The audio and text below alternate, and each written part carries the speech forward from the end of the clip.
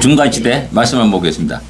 그대에게 이르시되 기록된 바 내 집은 기도한 집이 되리라 하였거늘 너희는 강도의 소굴을 만들었도다. 누가복음 19장 46절 말씀입니다. 예, 주님이 예루살렘 올라가셔가지고 성전 정결 작업하면서 하신 말씀입니다. 우리가 교회가 타락했다 뭐 그 얘기하지 않습니까? 근데 이 시대는 우리가 상상 그 이상의 타락의 모습을 우리에게 보여주고 있습니다. 그것이 이제 중간 시대부터 이제 쭉 이어져 내려오는 겁니다. 대표적인 케이스가 이제 베냐민 지파가 사람이 돈을 내가지고 재상되는 그런 너무나 어처구니 없는 일이 발생하기도 하고요. 그 다음에 사독계열의 재상이 이제 딱 끊어집니다. 그리고 그 사독계열의 대제사장이 애굽으로 이집트로 피신 도망가가지고 그런 역사도 이 중간 시대에 일어납니다. 그래서 그 다음에 이제 지난번에 마카비 반란에 그래서 대제사장 그 사람들은 사독계열의 대제사장이 아닙니다. 그래서 늘 언제나 도전받는 겁니다. 당시 대제사장 내려놓으시오. 왕으로만 사십시오. 해가지고 경건한 하시딤 경건주의자들이 그걸 공격하죠. 그래서 결국 경건주의자 하시딤들이 쫓겨나고 죽기도 하고 뭐 그런 일이 역사가 일어나게 됩니다. 예. 그래서 하나님의 성전이 거대한 이권의 중심 핵심에 담겨 있는 그런 일이 이제 일어나게 되는 겁니다. 예. 그 다음에 마태복음 또 보겠습니다. 대답하여 이르시되 너희가 어찌하여 너희의 전통으로 하나님의 계명을 범하느냐. 마태복음 15장 5절 말씀입니다. 왜 손을 씻지 않고 밥 먹습니까? 식사합니까? 제자들한테 바리새인들이 얘기하는 겁니다. 그래서 이거에 대해서 대답하기를 야 너희 전통으로 왜 하나님 말씀을 계명을 범하느냐. 그러면서 이제 부모를 섬겨라 하는 그런 이야기를 하면서 내가 하나님께 드림이 되었다라고 말하면은 부모 공병의 그것이 없어지는 겁니다. 그렇다고 이것을 하나님께 드린 게 아니에요. 그 당시 사람들은 드린 게 아니라 죽을 때까지 내가 막 누리다가 드리면 되는 겁니다. 그러면서 부모 공경의 책임은 안 하는 거죠. 이게 아주 교묘하게 그 율법의 말씀들을 합리화시키고 또 계변을 늘어나면서 다시 엉뚱한 모습을 보여주고 있는 겁니다. 이런 모습이 그대로 산상수에서 그대로 나타납니다. 너희가 원수를 미워하고 이웃을 사랑하고 원수를 미워라 뭐 그런 얘기를 들었거니와 나는 이렇게 말한다. 너가 들었거니와 나는 이렇게 말한다. 너가 들었거니 이렇게 말한다라고 쭉 그 팔복 이후에 말씀하고 있지 않습니까? 그러니까 너희가 들었다는 것은 너희가 교육받았다는 겁니다. 그 당시에 사회적인 교육, 어떤 바리새인들의 교육, 그 속에서 일반적으로 너희가 그런 생각을 가지고 살아간다는 것이죠. 그래서 어떻게 보면 너희가 재단에 제물로 이렇게 맹세하면 지켜라 라고 말하면서 그것도 모순된 점을 이야기하죠. 재단에 있는 보물, 금으로 얘기하면은 그거 지켜라. 반드시 지켜라. 누가 크냐? 재단이 크냐? 그 보물이 크냐? 그걸 얘기하면서 얘기하는 겁니다. 근데 그 당시에 합리적인 바리새인들이 보면 우리 인간이 연약하면 알아요. 그렇죠? 돈, 보물, 그걸 맹세하면은 그걸 지키기 위해서 어떤 순수한 방법을 가지 않고 행한다는 겁니다. 근데 아무도 보이지 않는 재단을 통해서 맹세하게 되면 뭐 지켜도 그만 안 지켜도 그만 가벼운 겁니다. 가볍지 않습니까? 그런 어떤 인간의 심리를 갖다가 알고 있기 때문에 그렇게 아마 교육했을 거다. 전 남들은 이제 생각하게 됩니다. 그래서 그거에 대해서 이제 이야기하고 있죠.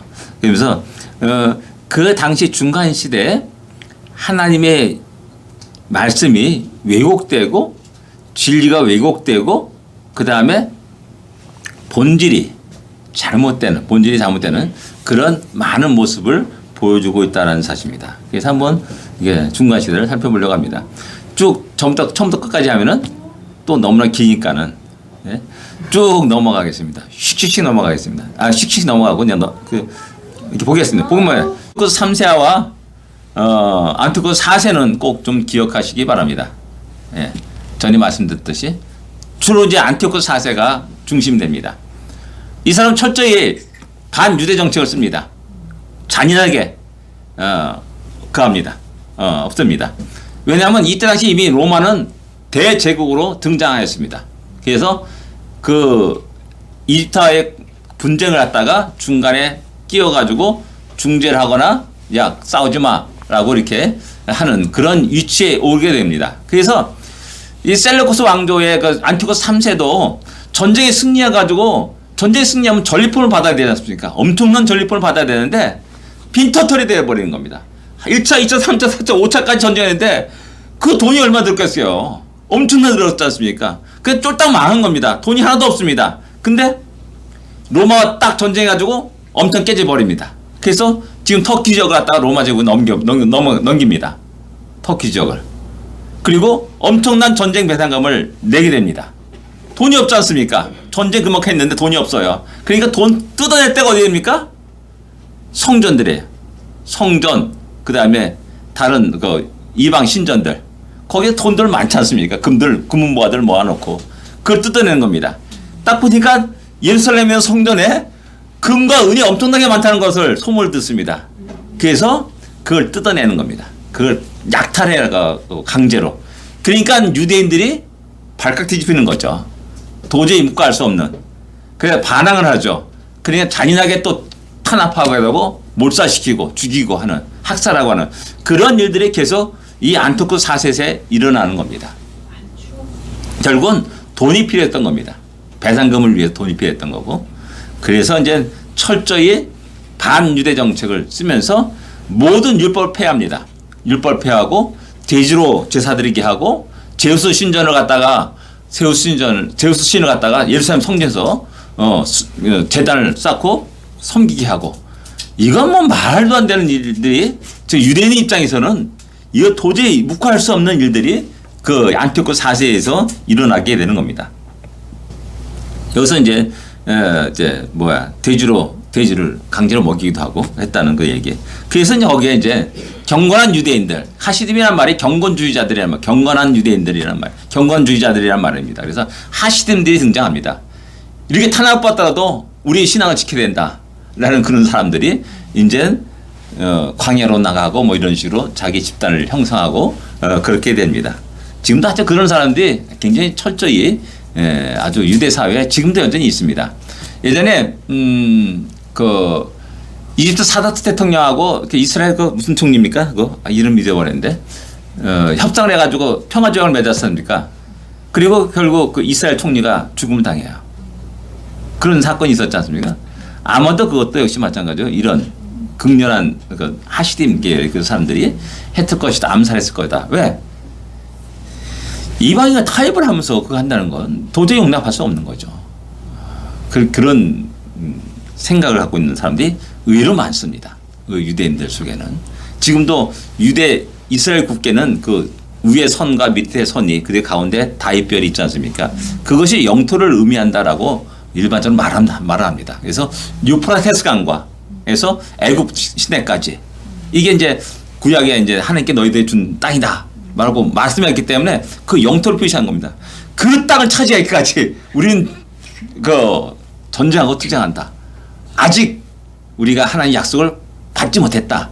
성취시키지 못했다라는 것 때문에 그렇게 한다는 그런 이야기도 있습니다. 예. 그래서 하심이 등장하면서 드디어 이제 마카비 반란이 일어납니다. 마카비 반란, 여러분들 마따디아라는 사람, 늙은 제사장입니다. 그 사람이 이제 돼지로 제사 드리라고 하는 그 사람들을 갖다가 죽이고 이제 반란의 시작이 일어납니다. 그 아들 5명이 있는데 아들 5명이 함께 규합하고, 근데 아까 쫓겨났던 하시딤들이 경건주의자들이 그 반란에 합세를 하게 됩니다. 그래서 이제 본격적으로 이제 일어나게 됐죠. 그래서 처음에 마카비 그 아버지 때는 그 마따디아가 제사장 때는 그렇게 크게 활약을 못해요. 이제 죽게 되죠. 죽으면서 삼남인 유다에게 그 지휘권을 넘깁니다. 지도권을. 그래서 그 사람이 유다 마카비라. 그래서 마카비 반란 그렇게 얘기하는 겁니다. 예. 게릴라 전술에 탁월해가지고 이제 전쟁만 승리하는 겁니다. 게릴라 뭐 작전 하면서. 그리고 164년 BC 164년 기슬레온 25일.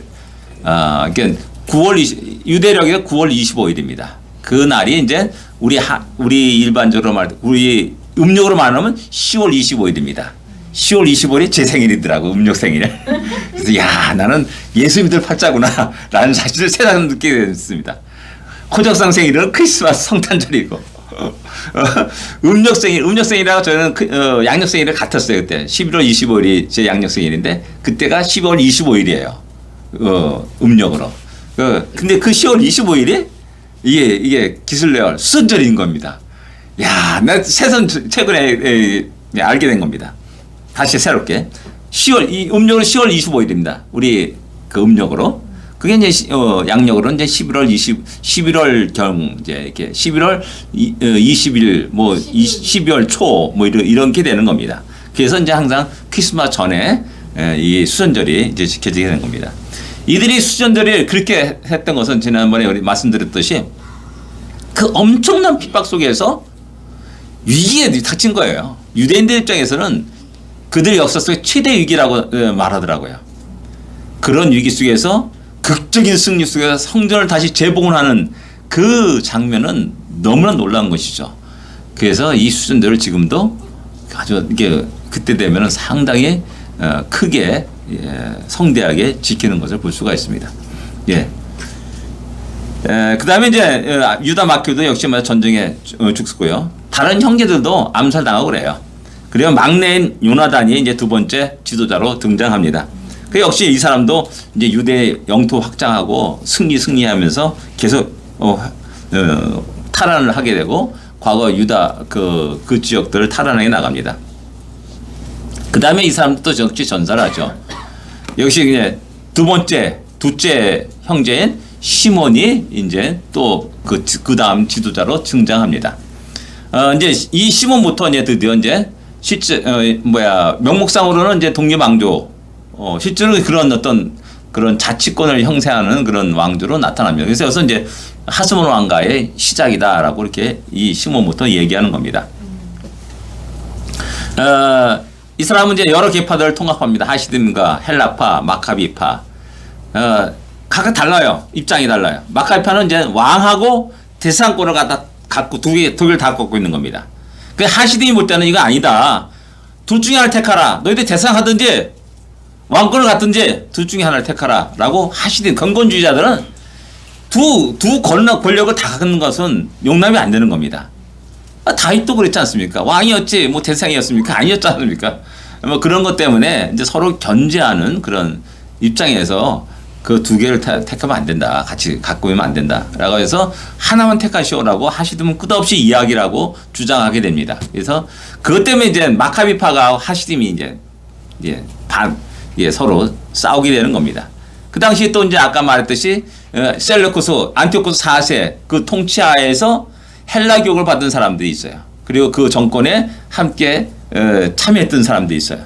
또 그 사람들이 완전 죽을 쌍입니다. 근데 이 사람이 그 사람들을 포용하는 겁니다. 헬라파 사람들을 포용하는 겁니다. 상당히 좀 넓은 사람이죠. 그래서 상당히 외교적인 그런 전술 전략들이 굉장히 뛰어난 사람이라 할 수가 있습니다. 그래서 독립을 허락받고요. 로마와도 협정을 맺고요. 그래서 상당히 어떤 세계 정세의 그 안목을 갖고 있는 사람. 그래서 그런 어떤 그 외교술로 인해서 어떤 자기의 정권의 안정을 취하는 그런 사람이라 할 수가 있습니다. 예. 그 다음에 이제 시몬의 아들이 요한 힐카노스 1세입니다. 뭐 힐카노스인데 힐카노스 1세입니다. 이 사람이 드디어 이제 본격적으로 이제 정복 활동을 하면서 이제 야망이 컸죠. 이 사람은 세계 모두를 정복해가지고 다 유대교로 다 개종시키고 하는 이런 생각을 갖고 있는 사람이었습니다. 근데 이 사람이 이두메 지금 현재 에돔 지역을 정복합니다. 그리고 강제로 할례를 받게 합니다. 그때 이제 에돔 족속들이 이제 할례를 받게 되는 거고 유대교로 개종되는 형태가 되는 겁니다. 그러니까 강제로 개종되는 겁니다. 사실 어떻게 보면 원치 않은데. 근데 이렇게 성경 보면 그들을 늘 형제로 표현하고 있기 때문에 어느 정도 이제 좀 친감은 있겠죠. 근데 강제로 할례 받게 하고 강제로 이제 유대교로 개종시키는 그런 일들을 하게 됩니다. 그래서 여기서 이제 헤롯이 이렇게 혈통적으로 볼 때 유대 혈통이 아니지만은 그 종교적으로 볼 때는 유대교 사람인 겁니다. 여기서부터 나와가지고. 예. 사마리아 정복하고 이제 종교적 갈등이 이제 일어나게 됩니다. 하시든지 아까 대상직을 포기하라라는 요구 때문에 그 사람들을 내쫓습니다. 전부 다. 그들이 차지했던 모든 것들을 내쫓고 사두개파들이 이제 그 자리를 차지하게 됩니다. 그래서 자연스럽게 이제 사두개인과 바리새파들이 이제 갈등이 일으키면서 서로 이제 치고받고 전쟁하고 막 분열이 일어나는 겁니다. 지난주에 말씀드렸듯이 분쟁한 나라마다 설 수 없다라는 그 말씀이 여기서 생각하고 나중에 이제 형제간에 힐카노스 2세와 아리스토플로스 2세와의 그 전쟁 갈등 그러시니까 결국 이 하스모니 왕가는 멸망을 당하고 마는 것이죠. 예, 그런 일들이 일어납니다. 그다음에 그 아들이 아리스토플로스 1세가 나옵니다. 1년을 통치하지만 아주 잔인한 사람으로서 자기 어머니를 굶어 죽이고 자기 동생을 죽여버리고 좀 어린 동생은 감옥에 쳐놓습니다. 12살, 몇 살 이렇게 아주 상당히 어린 동생이죠. 1년 만에 죽습니다. 그래서 그 부인 살롬의 알렉산드리아가 왕이 됩니다. 그에게 정권을 줘요. 근데 여자가 대상과 왕을 할 수 없기 때문에 자기의 시동생을 갖다가 석봉시켜가지고 당신 대상하쇼라고 한 겁니다. 상당히 몇 살 어린 동생을. 그리고 대상하고 나서 결혼합니다. 시동생과 결혼해가지고 그 시동생이가 왕위를 물려줘요. 상당히 넓은 아량이 있는 여자라는 사실을 알 수가 있습니다. 근데 하스모니 왕가에서 이 여자가 가장 훌륭한 통치를 한 겁니다. 실질적으로. 예. 그래가지고 이제 알렉산더 얀네우스가라는 사람이 나오는 겁니다. 아리스토플로스 1세의 동생입니다. 예. 거기서 이제 알렉산더 얀네우스라는 사람이 이제 정식으로 이제 독립왕조로서 이제 인정을 받게 됐죠. 그리고 이제 하시든지 바리새파가 되어서 대상식을 포기할 그 요구, 끝없이 요구합니다. 대상식을. 예. 그래서 이제 바리새파를 죽여버립니다. 참 이 사람도 역시 마찬가지죠. 그게 늘 정권에 도전하는, 반발하는, 또 그것을 갖고 이제 성경하고 이제 그래가지고 대들면서 반발하는 그런 입장에 있는 사람들이 바리새파 사람들이었다라는 사실입니다. 그러니까 어떻게 보면 상당히 국민의 입장에서 볼 때는 백성들 입장에서 볼 때는 상당히 민주화 투쟁한 사람들 우리 다 그렇지 않습니까? 막 박수 치고 그러지 않습니까? 우리 시대에 민주화 투쟁한 사람들, 감옥에 간 사람들 뭐 그런 사람들은 전부 다 우리가 남들 존경하고 그랬죠. 뭐 그런 형태의 이치에 있는 사람이 바리새파였다는 사실입니다. 그러니까 그들의 영향력은 우리 예수님 그 당시에 그들의 영향력은 엄청났다는 사실을 알 수가 있습니다. 예, 뭐 상당히 많이 죽이죠. 그리고 그 일부가 이제 에세네파로 이제 남게 되고 하는. 그래서 이제 세례 요한을 갖다가 에세네파 사람일 것이다라고 이제 일반적으로 학자들은 이렇게 말을 합니다. 예. 그러다가 이제 그 역시 마찬가지로 얀네우스 그 사람이 죽습니다. 그리고 이제 그 부인인 그가 통치를 하기 시작합니다. 자기가 이제 재상이 될 수 없기 때문에 자기의 장남을 대제상이 올립니다. 그게 힐카누스 2세입니다. 아까 힐카누스가 나왔죠. 그래서 힐카누스 2세가 대제상직을 장남에게 맡깁니다. 그리고 이제 참 상당히 많은 선행을 베풀어요. 바리새파를 화해하고 중용하고 사두개파를 추방시키고 하는 이런 일들을 하게 됩니다.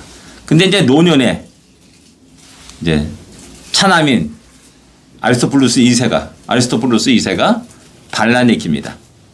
그래요 결국 아까 쫓겨나던 사두개파를 딱 사서 꼬셔가지고 같이 함께 반란을 일으켜가지고 정권을 쟁취하자. 이게 사두개파하고 이제 바리새파가 이제 어떤 권력을 놓고 이제 다투는 겁니다. 이거는 종교적으로 그렇고 정치적으로도 그렇고 끝없이 분쟁하는 이런 모습이 이 하스모니 왕가에 있었던 겁니다. 그래가지고 결국 반란을 일으키고 결국 이제 두 사람이 타협을 하죠. 장남 형님은 대세상으로, 차남인 나는 왕으로 이렇게 해가지고 권력을 분점시킵니다. 그래서 이제 그 다음에 아리스토플로스 2세가 통치를 하게 됩니다. 이게 마지막 왕입니다. 불안한 권력 분점은 안티파텔 1세입니다. 헤롯의 할아버지입니다. 이 사람에 의해서 깨집니다. 사바사바 하는 겁니다. 힐카누스 2세한테 가서 야, 너 형 아니냐? 야, 너가 왕이 돼야지. 너 어떻게 해? 너가 대상이고 네 동생이 왕이냐? 뭐 그럴 수가 있지 않습니까? 그래 가만히 들어보니까 그렇거든요. 거기 넘어간 겁니다. 그래서 동생하고 이제 싸우는 겁니다. 신나게 싸웁니다. 이게 망한 거죠. 이게 망한 겁니다. 결국 이제 이것 때문에 63년까지 권력 투쟁합니다. 망할 때까지 63년에 이제 망하게 되는데 여기 때문에 로마를 끌어들입니다. 이 두 형제가 로마를 끌어들입니다. 이게 멍청한 바보짓을 한 거예요. 멍청한 바보짓. 우리 점령해 주시오라고 이제 길을 다 열어놓은 겁니다.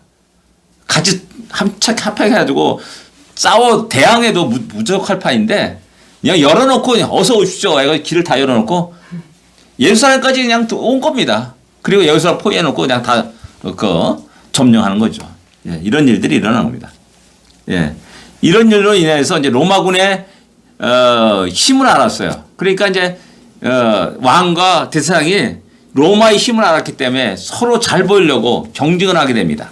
그래서 이제 결국 폼페이우스가 이제 중재하는 명목으로 이스라엘 정복에 나서는 거죠. 그리고 이제 차남은 끝까지 투쟁하자. 장남 대지상은 항복하자. 뭐 이런 식으로 나가는 겁니다. 그래서 결국 예루살렘 점령하고 장남 대지상은 남겨놓고 차남인 왕은 전부 다 가족을 로마로 압송해 갑니다. 이게 이제 그게 또 이제 그 아들이 또 나중에 또 뛰어나옵니다. 이렇게 등장하면서 또 반란을 일으키고 하는 그런 일들이 또 일어납니다. 예. 그래서 이렇게 되고요. 그 당시 이제 로마의 상황, 전에 말씀드렸듯이 시저와 폼페이우스가 권력 투쟁을 합니다. 그럼 누구 편에 들 것인가? 이것이 또 굉장히 아주 미묘한 사느냐 죽느냐 하는 문제가 되는 것이죠. 대부분 사람들이 폼페이우스를 알았지 않습니까? 예루살렘 점령하고 그 사람 힘이 있다, 막강하다. 아직 시저는 아직 만나지 못했죠. 경험하지 못했죠. 그러니까 이제 또 시저한테 또 헤롯의 아버지 안티파스 2세가 헤롯의 아버지입니다. 폼페이우스를 지지합니다. 근데 뻥 깨지잖아. 폼페이우스가 시저한테 지잖아요. 그래서 이거 큰일 났구나 해가지고 이제 아리스토플루스는 이제 2세는 아까 로마에 끌려간 아리스토플루스 2세는 시저를 지지합니다. 그 시저가 승리했으니까 이제 아리스토플루스 2세는 탄탄대로 갈 수 있는 여건이 된 겁니다. 근데 이제 분봉왕으로 임명돼가지고 예루살렘에 오다가 암살을 당합니다. 누가 뭐 죽였는지 모르겠죠. 예. 안티파스 2세에는 이제 시저가 등장했기 때문에 자기가 살기 위해서 어떻게든 시저의 마음을 돌려놓을 수밖에 없습니다. 뇌물을 잔뜩 주고 이집트에서 전쟁할 때 그에게 군대를 지원하고 그러면서 시저의 신임을 얻게 됩니다.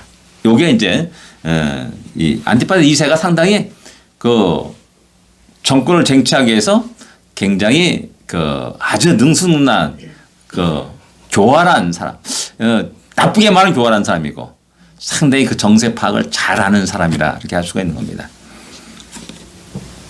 예. 그리고 힐카누스의 2세에 의해서 안티파스 2세가 유대 왕으로 이제 등장하게 됩니다. 이게 헤롯의 아버지입니다. 예. 하스몬 왕가의 계보입니다. 1번, 2번, 3번, 4번, 5번, 5형제입니다. 1번이 이제 유다가 이제 제일 처음에 지도자를 했고 막내인 요나단이 두 번째, 그 다음에 세 번째 시몬이 지도자로서 왕으로서 이제 하게 됩니다. 이게 아까 그 밑에 요한 힐카누스 1세는 정복왕으로 막 정복하고 유대 전체를 갖다가 전 세계를 유대 정복으로 해가지고 유대교로 개종하겠다는 야망에 불타는 사람 요한 힐카누스 1세입니다. 그리고 그 아들 아리스토블루스 1세는 딱 1년 통치를 하면서 잔인한 통치를 하고 딱 1년 만에 죽습니다. 그리고 그 동생인 알렉산더 얀네우스와 살롬의 알렉산드리아와 결혼해가지고 그 다음에 힐카누스와 아리스토블루스를 낳게 됩니다. 이 두 사람은 요 알렉산더 얀네우스의 아들들입니다. 힐카누스가 이제 대상이 되고 아리스토블루스 2세가 왕이 되는 겁니다. 요때 이제 바리새파와 사두개파가 극렬하게 이제 투쟁을 하게 되는 겁니다. 정권을 놓고.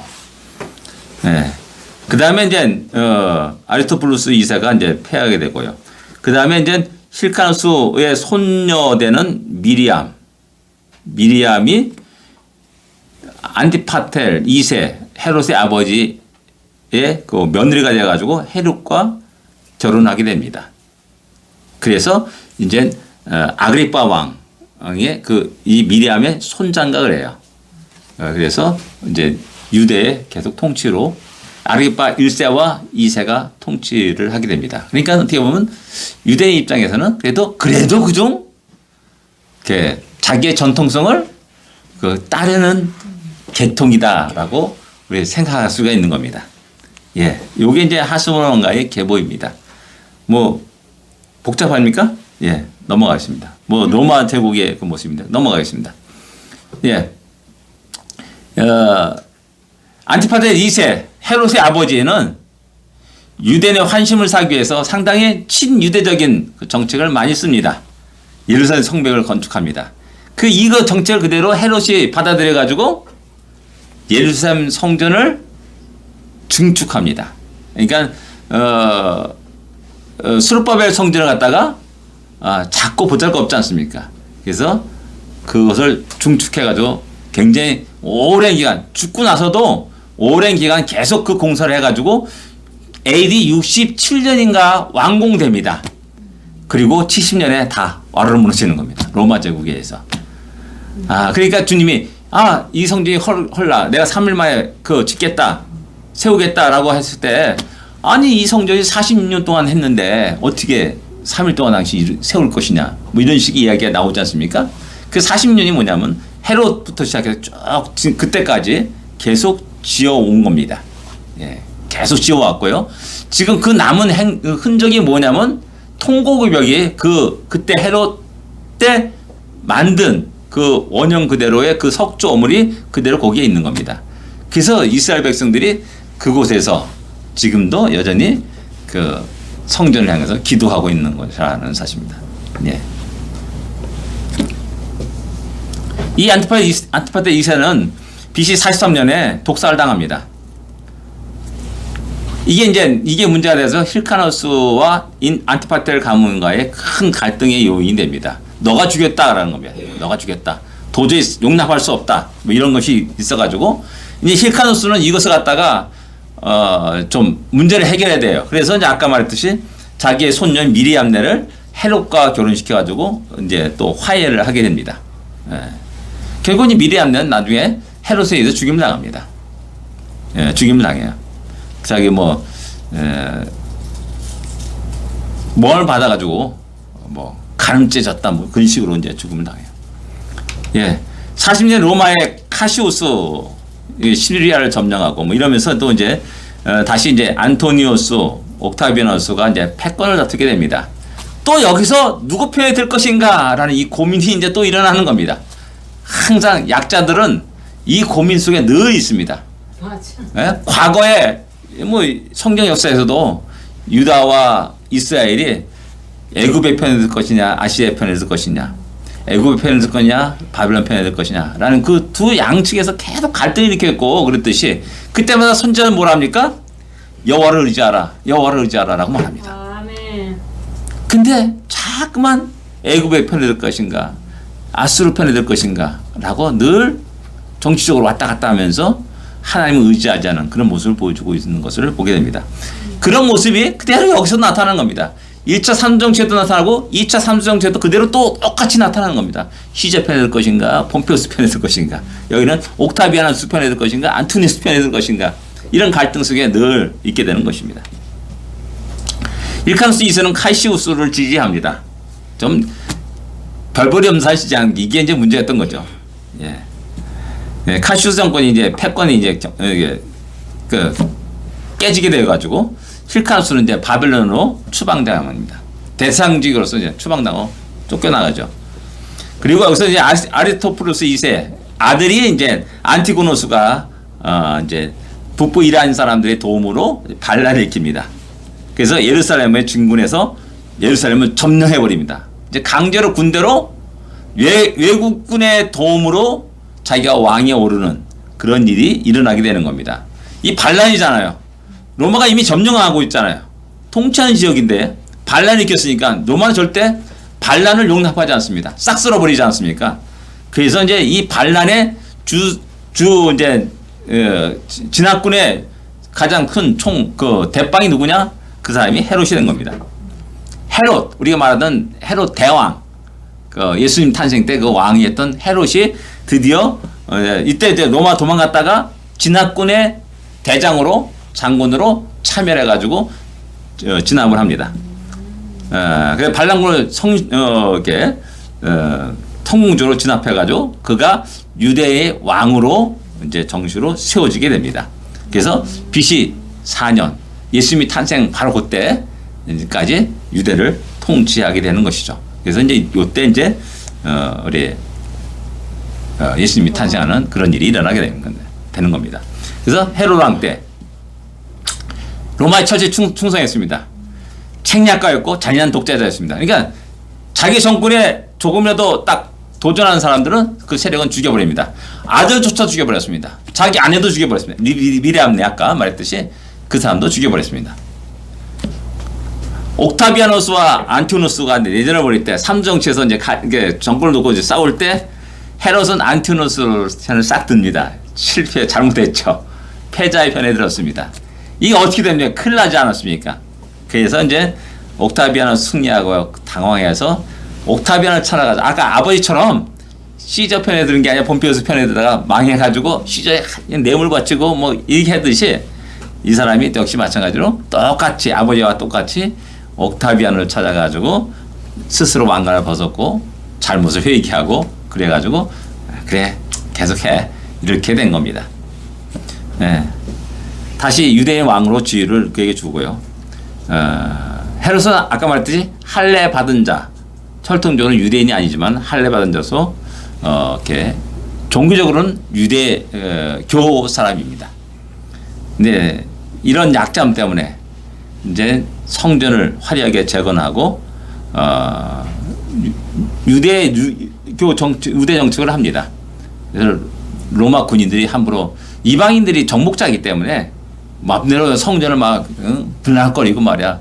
뭐 이런 식의 태도를 갖다 철저히 금했다라는 겁니다. 예, 그런 일들이 일어나게 되는 거죠. 예, 아까 말했듯이 정권에 도전되는 세력들은 전부 다 죽여버립니다. 예, 사내들인 공연들을 제거하고요. 노령이 힐카노스를 살해합니다. 아까 쫓겨났지 않습니까? 그 사람 결국 죽여버려요. 미리암네를 처형해버립니다. 합법적으로 유다 왕가의 모든 자들을 처단합니다. 그러니까 하스몬 왕가의 쭉 계통의 그 사람들 전부 다 없애버리는 겁니다. 그리고 철저히 이제 로마를 지지하는 헬라주의자로 요직에 등용시키게 되는 것이죠. 그래서 이제 헬라파가 등장하게 되는 겁니다. 그래서 이제 초창기 예수님이 그 당시에 이제 헬라파 유대인들, 그 헬라파 유대인들일 수 있고요. 또 유대인 가운데 많은 헬라 교육을 받은 많은 사람이 있습니다. 그래서 우리 예수님 제자들 가운데 빌립이 있지 않습니까? 헬라식 이름이지 않습니까?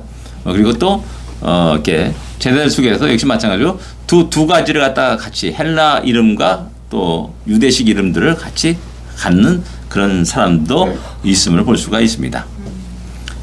예. 경건한 유대인들이 크게 위기를 느껴서 기도하였고 이때 아기 예수가 탄생하게 됩니다. 헤롯이 죽자마자 그의 세 아들이 각각 통치를 하게 됩니다. 한 아들이 전부 통치하는 게 아니라 이제 그 지역을 나눠서 통치하게 됩니다. 예. 그래서 그 다음에 이제 나오는 사람이 헤롯 알겔라오라는 사람입니다. 이 사람은 성경에 나오는 사람입니다. 어떤 사람이냐? 요셉이 이제 헤롯이 죽었다는 소식 듣고 이제 귀향하지 않습니까? 그런데 보니까 그 아들이 여전히 통치를 하고 있어요. 두려워가지고 어디로 가냐? 갈릴리로. 이제 갈릴리죠. 나사렛으로 갔다라는 그 내용이 그때 이제 헤롯 아겔라오입니다. 그 사람이 이 사람은 이제 그렇게 성경에 나오는 지역이죠. 유다와 사마리아와 이두메를 통치했습니다. 그래서 이제 요셉이 그 북쪽으로 올라갈 수밖에 없었던 이유입니다. 그 아들 그 영향력이 있기 때문에. 예, 헤롯이 죽은 후에 유월절 기간에 예루살렘 반란이 일어납니다. 진압하면서 3,000명을 죽여버립니다. 이 반란은 도저히 용납이 안 되는 것이죠. 예. 그래서 아까 말했듯이 요셉과 마리아가 이제 갈릴리 지방으로 가게 되는 겁니다. 그 다음에 이제 아길라 잔일성들이 유대와 사마리아 대신들이 로마에 청원합니다. 그래서 아길라가 파멸됩니다. 파면시되고 고을 지방으로 추방됩니다. 고을 지방이 어디냐면 이제 프랑스 남부, 저는 고을이라 말합니다. 로마 제국에.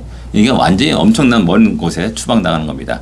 이런 장면들이 그 성경에 이제 복음서에 보면은 뭐 왕위를 받으러 이제 외국에 갔고 또 그 사람들을 갖다가 왕이 되지 않기를 원하는 많은 또 사람들이 가서 뭐 이야기하고 하는 문화 비유에 그렇게 나옵니다. 그런 내용과 같은 배경을 갖고 있는 그런 장면을 알 수가 있습니다. 많은 사람들이 이제 대신들이 로마에 청원해가지고 왕이 되면 안 되면 너무 잔인합니다. 부정부패합니다. 그래서 로마 제국은 팔레스타인 지역의 안정을 위해서 그를 파멸시키고 추방시키는 겁니다. 네. 빌라도가 이제 드디어 이제 5번째 총독으로 부임하게 되죠. 왕이 없으니까 총독이 중심돼 가지고 이제 다스리는 그런 일들이 일어나게 되는 겁니다. 예, 그 다음에 두 번째 헤롯 안티파스. 요 사람이 이제 주로 성경에 나오는 헤롯이라고 이름된 사람이 이 사람을 말하는 겁니다. 헤롯 왕, 대왕, 예수님 당시에 그 사람이 죽고 난 다음에 헤롯이라고 나오는 쭉 대부분 그 이름은 바로 헤롯 안티파스를 말하는 겁니다. 이게 헤롯의 아들입니다. 예. 갈릴리와 베레아, 요단 동편을 통치했습니다. 베레아도 역시 마찬가지로 베레아 지역이 다 요단 동편 지역입니다. 예, 성경에서는 주로 헤롯으로만 이게 기록되어 있는 사람입니다. 가장 유능하고 교활해서 예수님을 그를 여호라 칭하였다라고 말합니다. 예. 예수님이 공생의 생에 거의 대부분 헤롯 이게 나온 사람이 이 사람과 이렇게 관계된 그 이름인 겁니다. 예. 헬라 문화를 장려했습니다. 많은 도시와 건물을 건축했습니다. 예. 이 사람이 가이사라를 바쳤다 뭐 그런 얘기하고요. 예. 예. 뭐 디베라. 갈릴리 바다 디베라가 있잖아요. 디베라 바다라고 말했어요. 갈릴리를 다른 이름으로 갈릴리를 디베라 바다라고 말했는데 바로 이제 티베리우스 황제를 기념하여서 디베라라는 그런 도시를 만든 겁니다. 그리고 로마 황제를 위해서 바치는 것이죠. 예, 여기서 말하는 또 이제 세례 요한 얘기가 나오는 겁니다. 세례 요한을 죽인 사람. 자기 이제 헤로디아가 유혹을 받아서 아내를 삼고자 합니다. 그러니까 이것을 세례 요한이 어떻게 그럴 수가 있느냐. 자기 시동생의 와이프를 그하는 것은 율법에 어긋난 일이다라고 이게 증언을 하죠.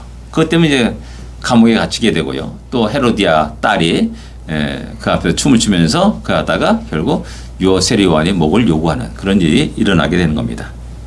예, 세례 요한이 그래서 순교를 하게 돼요. 예수님이 재판할 때 이제 대면하는 왕입니다. 세례 요한이 살아났다 해가지고 한번 만나보고 싶다 해가지고 만나는데 아무 얘기도 안 하는 것이죠. 예수님이. 그때 이제 이 사람이 만난 예수님을 마지막 때 대면한 사람이라 그렇게 말할 수 있습니다. 예. 예, 이 사람도 여기 마찬가지로 로마로 가서 정식 왕의 칭호를 요구하다. 여기 헤로디아하고 같이 갑니다. 도리어 왕위를 박탈당하고 추방됩니다. 요때 이제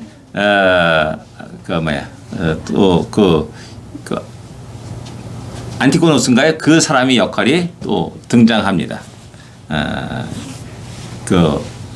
강력하게 로마에 이제 강력하게 이야기를 하면서 왕이 돼서는 안 됩니다.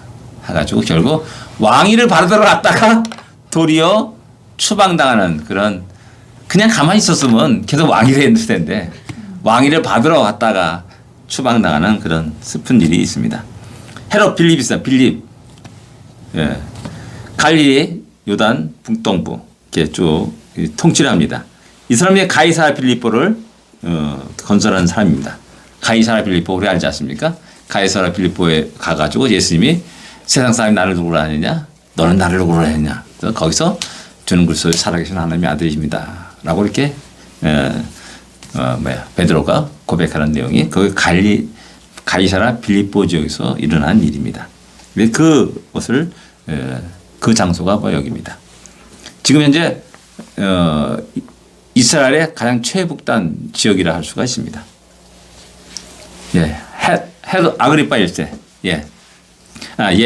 헤롯 아그리파 1세가 이제 아까 그 헤롯 왕 그게 얘기한 겁니다.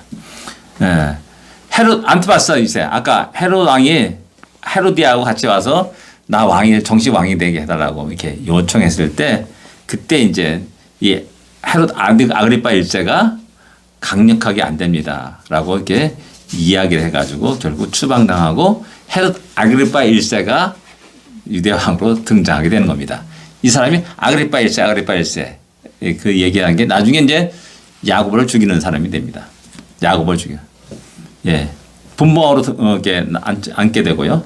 그 다음에 야곱을 죽이고 베드로를 투옥시키고 그 다음에 초대교회를 갖다 상당히 핍박한 왕으로 사도행전은 기록하고 있는 겁니다. 그리고 44년에 갑자기 병들어 죽었다. 그래서 충이 맞아 죽었다. 그 영광을 자기가 가르치면서 신의 소리다 막 이리 나오지 않습니까? 사도행전에. 그때 이제 갑자기 하나님이 그를 쳐서 죽였다라는 그 왕이 이제 헤롯 아그리파 1세라는 겁니다. 예. 그 다음에 이제 헤롯 아그리파 2세, 그 아들입니다. 이 사람은 이제 오랫동안 살아요. 근데 이제 헤롯 아그리파 1세가 죽고 나서 거의 어린 나이에 왕이 됩니다. 어린 나이에 왕이 돼가지고 아무 힘이 없는 그런 형태, 명칭만 왕, 뭐 이런 식으로. 그리고 저 한직에 뭐 조그만 마을 같은데 그때 왕으로 이제 해가지고 살아가는 그런 모습을 보여줍니다. 예. 17세 아그리파 2세가 계승하죠. 근데 이제 어린 관계로 로마 제국에서 간섭하고 그 영토를 지배하게 됩니다. 그래서 이제 멀리 북쪽 산악인 칼기스 왕으로 임명됩니다. 그래서 그냥 아그리파 왕이요라고 말하는 겁니다. 이게 이 사람은 사도 바울의 재판과 관계된 사람입니다. 아그리파여, 당신은 유대의 뭐 전통을 안 줄 압니다. 쭉 얘기하고 말하죠. 그리고 가이사에 상소하지 않았으면 풀려날 건데, 라면서 그때 총독에게 이야기하는 그 사람이 아그리파 2세입니다. 예. 사도행전 26장에 나옵니다. 유대반란 70년에 유대반란이 일어나지 않습니까? 그때가 생존한 사람이에요. 정권을 유지합니다.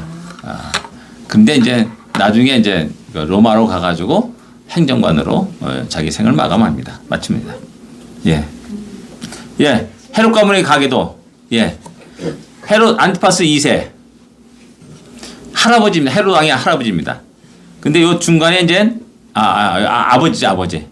요 사람이 독살당합니다.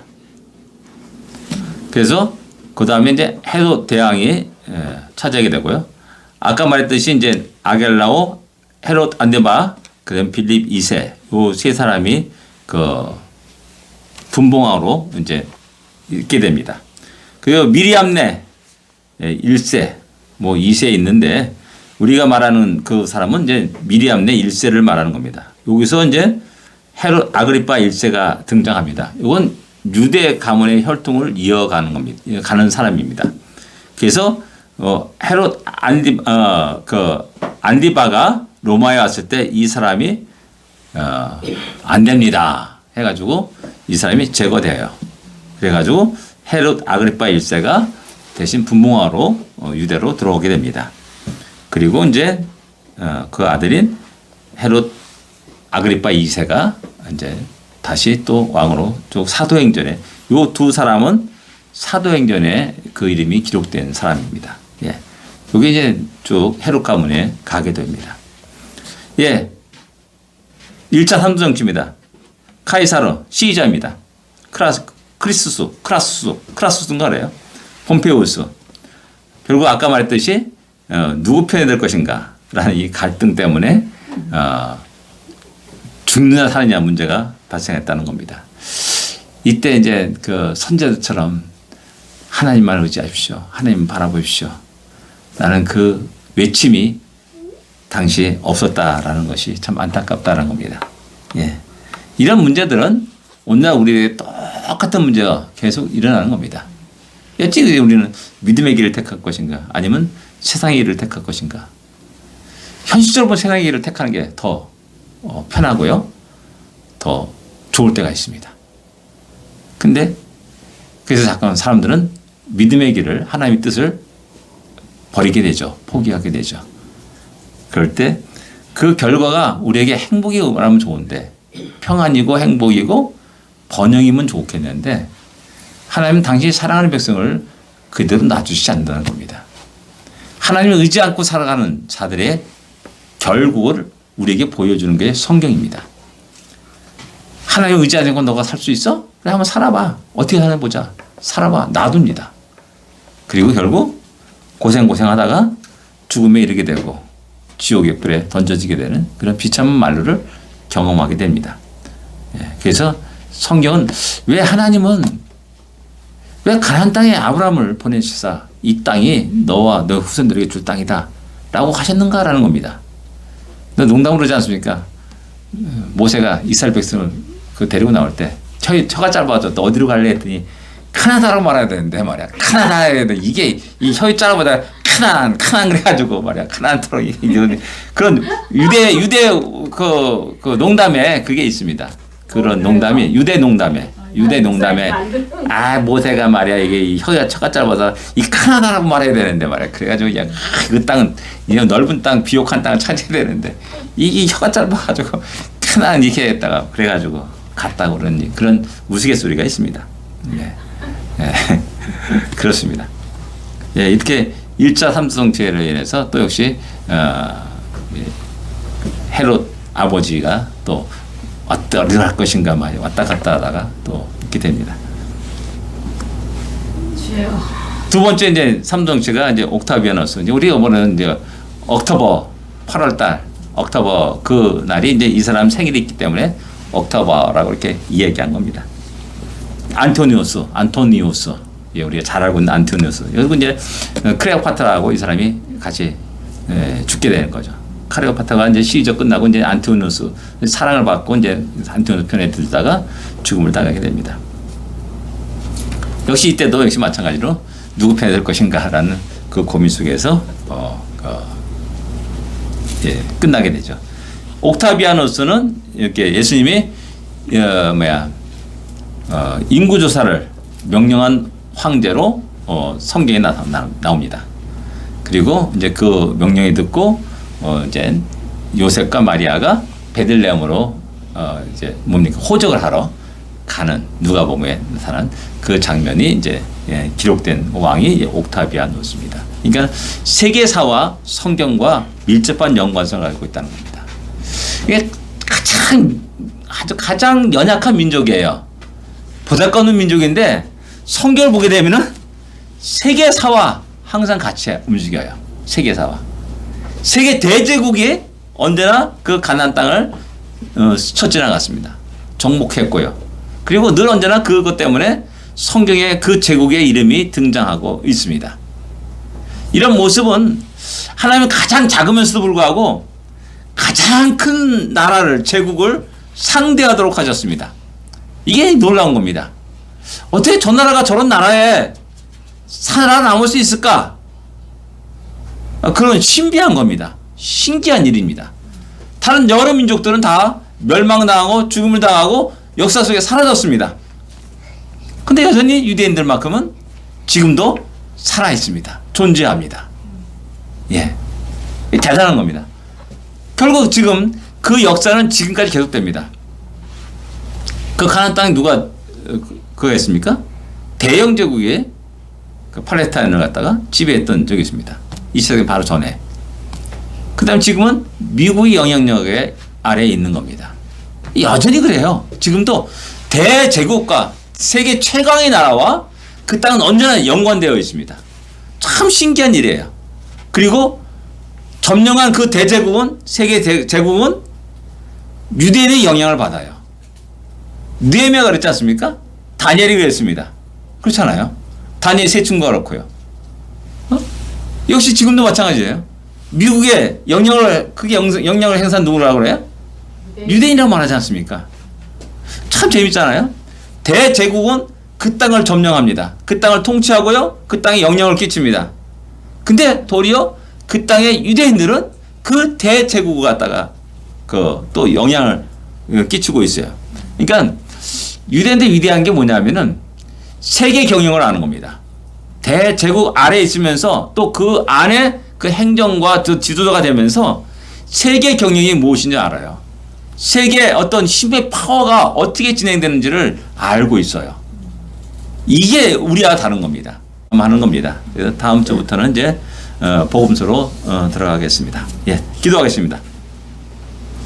하나님 아버지 은혜를 감사합니다. 참으로 역사의 흐름을 보면서 다시 한번 오늘 우리가 어떻게 살아가야 될 것인지를 다시 한번 생각해 주심을 감사합니다. 믿음의 길을 선택할 것이냐 아니면 세상의 길을 선택할 것이냐, 하나님께 무릎을 꿇고 하나님을 의지할 것이냐 아니면 세상의 권력자 앞에 무릎을 꿇고 그 힘을 의지하고 살 것인가. 늘 우리 안에는 그런 두 가지 길이 있다는 사실을 또한 깨닫게 됩니다. 하나님 다시 한번 우리 안에 강하고 담대함을 허락하여 주시고 용기를 더하여 주시사 어떤 상황과 어떤 일이 닥친다 할지라도 오직 믿음의 길에 굳게 설 수 있도록 인도하시고 전능하신 하나님, 세상의 모든 것을 다스리고 이끌어가시는 하나님, 세상의 역사의 주관자이신 하나님 앞에 무릎을 꿇고 의지할 수 있는 우리 모두가 되게 하여 주시기 바라기도 합니다. 아멘. 그 결과 놀라운 승리의 영광이 우리 안에 있다는 사실을 또한 믿음으로 보게 하여 주시옵시고 아멘. 늘 언제나 주님과 함께 동행하는 우리가 되게 하여 주옵소서. 아멘. 강하고 담대하게 하여 주시옵소서. 아멘. 예수님으로 간절히 기도드립니다. 아멘. 아멘. 하늘에 계신 우리 아버지여, 이름이 거룩히 여김을 받으시오며 나라의 마옵시며 뜻이 하늘에서 이루어진 것 같이 땅에서도 이루어지리이다. 오늘날 우리에게 일용할 양식을 주옵시고 우리가 우리에게 죄진 자를 사하여 준 것 같이 우리 죄를 사하여 주옵시고 우리를 시험에 들지 말게 하옵시며 다만 악에서 구하옵소서. 대개 나라와 권세와 영광이 아버지께 영원히 쌓옵나이다. 아멘. 감사합니다.